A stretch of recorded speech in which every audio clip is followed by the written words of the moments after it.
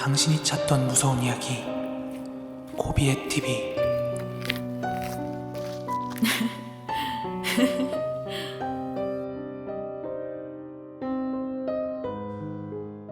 코린 여러분 안녕하세요. 코비의 TV입니다. 저희 코비의 TV 시청자분들이 연령대가 굉장히 다양한데요. 아마도 저랑 연령대가 비슷하거나 그 이상이신 분들은 예로부터 내려오는 미신 같은 거 되게 많이 잘 알고 계실 겁니다. 하지만 아직 어린 10대 시청자분들께서는 옛 미신 같은 거 잘 모르는 경우가 많을 거예요. 오늘은 이 복숭아를 보니까 생각나는 이야기가 있는데요. 그럼 오늘의 이야기 바로 시작하도록 하겠습니다.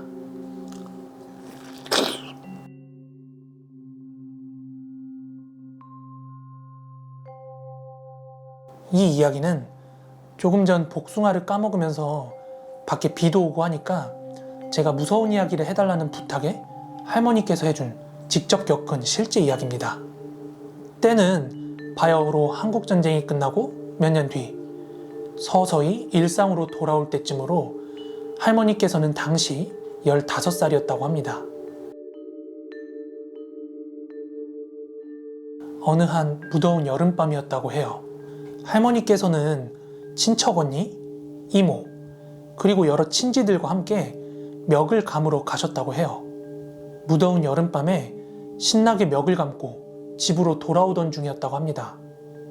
그 나이 때 소녀들이 그렇듯이 할머니께서는 나이차가 1살밖에 안 나는 친척 언니의 손을 꼭 붙잡고 뭐가 그리도 신났는지 정신없이 실컷 수다를 떨면서 뚝을 따라서 어른들 무리 속에 섞여 집으로 가고 있었다고 합니다.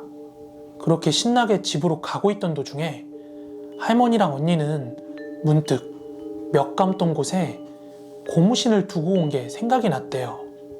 아차 싶었던 두 분은 이모분들께 알려서 혼나기도 무섭고 평소 자주 오가던 길이라 그렇게 무섭지도 않아서 두 분만 몰래 서둘러 가지고 고무신을 가지러 가기로 했다고 합니다.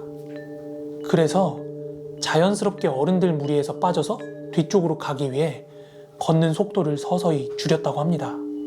그렇게 무리의 가장 뒤쪽으로 뒤처진 두 분은 재빨리 신발을 가지러 갔다고 합니다.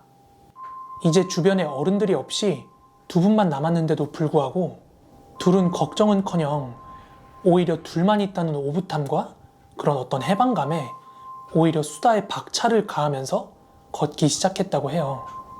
그리고 신나게 수다를 떨면서 걷다 보니까 어느새 멱을 감았던 곳에 다다랐다고 합니다. 그러자 곧 두 분의 시야에 그 고무신이 눈에 띄었고요. 신발을 보고 난 뒤에야 이미 일행들이 많이 멀어졌겠구나 하는 걸 깨닫고 서둘러서 신발을 챙겨서 돌아가야겠다고 생각을 했대요.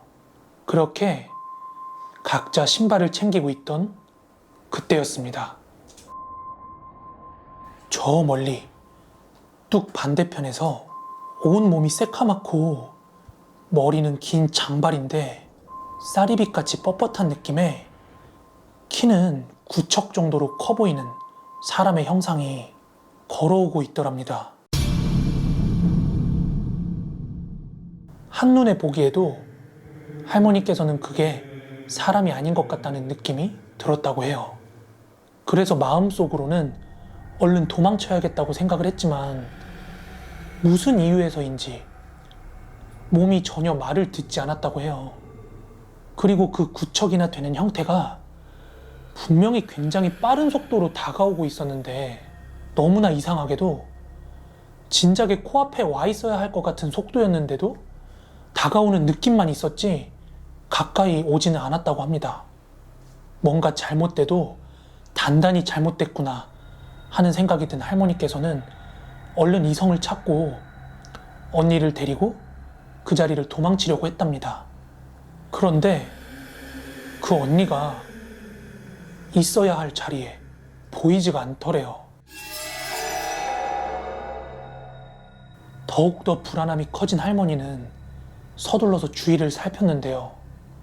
글쎄 언니가 걸어왔던 뚝방길 위로 올라가서 맨발인 채로 무릎을 가슴팍까지 차올리면서 사방팔방 미친 듯이 막 뛰어다니고 있었대요. 한번 생각해 보세요. 가만히 옆에 있던 언니가 그 어두운 뚝방길 위에 올라가서 누가 봐도 기이한 자세로 막 그렇게 사방팔방 뛰어다니고 있었던 거예요. 그제서야 그 구척의 형태가 도깨비였고 언니는 도깨비한테 홀린 거란 생각이 들어서 언니를 꽉 부여잡고 막 울며불며 살려달라고 고래고래 소리를 지르기 시작했대요. 할머니는 막 울며불며 언니한테도 정신 차리라고 막 소리를 질러봤지만 언니의 그 기행동을 막을 수 없었답니다. 할머니는 아무것도 할 수 있는 게 없었던지라 언니만 꽉 껴안고 있었는데 그 어둠 속에서 둘만 그러고 있으니까 너무나도 무서웠다고 합니다. 정말이지 나 죽었다 하는 생각뿐이었대요. 언니라고는 했지만 자기보다 키도 작고 당시 영양 공급이 원활하지 않아서 굉장히 빼빼 말라 있었는데 어디서 그런 힘이 났는지 언니를 끌어안고 있는 자기까지 몸이 방방 뜰 정도로 그런 괴력을 발휘하며 기행동을 보였다 합니다. 아무튼 너무 무서웠음에도 불구하고 그게 그 자리에 계속 있는지 확인을 하기 위해서 그 방향을 바라봤대요. 그런데 그 형체가 반대쪽으로 방향을 바꾸고는 지금까지 그랬듯 아주 빠르게 걸어서는 사라졌대요. 그게 눈앞에서 사라지니까 언니도 곧 괜찮아지겠지 라고 생각을 했는데 예상과는 달리 언니의 기행동은 더 심해졌다고 합니다. 그렇게 팔짝팔짝 뛰면서 뚝방을 몇 번이고 왔다 갔다 하던 언니는 구척에 그것이 사라진 쪽으로 방향을 정한 듯 펄쩍펄쩍 뛰어가기 시작했다고 합니다. 할머니는 꽤 오랜 시간 동안 언니한테 그렇게 질질 끌려다니다가 결국 동구박까지 끌려갔고요. 이제 지칠 대로 지친 할머니가 이대로 언니를 놓쳐버리면 영영 못 볼 것만 같다는 생각이 들었대요. 그리고 마지막으로 엉엉 울면서 언니한테 정신 차리라고 애원하면서 무명 저고리를 벗어가지고는 언니의 다리랑 자기의 다리를 단단히 동여매고는 정신을 잃으셨대요. 아침이 밝았을 땐 할머니와 언니 둘 다 동구박 장승이 있는 곳 앞까지 와 있었고 자신들이 없어진 걸 알아차린 가족들에 의해 발견이 되었고 할머니는 며칠간 사경을 헤매다가 겨우 회복이 되었다고 하고요. 반면에 언니는 정말로 도깨비한테 홀린 것인지 꽤 오랜 시간 동안 정신이 나간 상태로 지냈다고 해요. 집안 어르신들께서는 언니를 고치기 위해서 절에도 가보고 한의사한테도 찾아가보고 무당을 찾아가서 굿도 해보고 뭐 할 수 있는 건 다 해봤다고 해요. 갖은 방법을 다 시도해봤음에도 불구하고 언니의 증세가 전혀 차도가 없으니까 가족들조차도 반포기 상태에 이르렀는데요. 소문을 들은 옆 동네 한 노촌부가 자신도 어렸을 적에 구척 귀신한테 홀린 사람을 본 적이 있다고 하면서 그 잡기 쫓는 데는 복숭아 나무가 지켜야 지켜 이렇게 귀띔을 해줬답니다. 그래서 그 이야기를 듣고 마을 어귀에서 복숭아 나무 주인한테 양해를 구하고 복숭아 나뭇가지를 꺾어다가 집에도 놔두고 끓여도 먹여보고 속바지에도 바느질을 해 입히고 나뭇가지로 막 때리는 등 갖은 노력을 다했다고 합니다. 그 정성 덕분인지 다른 것에는 전혀 차도를 보이지 않던 언니가 굉장히 빠른 속도로 차도를 보이며 정상적으로 돌아왔다고 해요. 다만 그 당시에 벌어진 일들은 아무것도 기억을 못 하셨대요. 그리고 할머니와 언니가 발견됐던 동구박 장승 있죠. 그 장승 부근에는 지금처럼 큰 개념의 그런 과수원이 아니라 작은 규모의 복숭아 나무 밭이 있었다고 하는데요.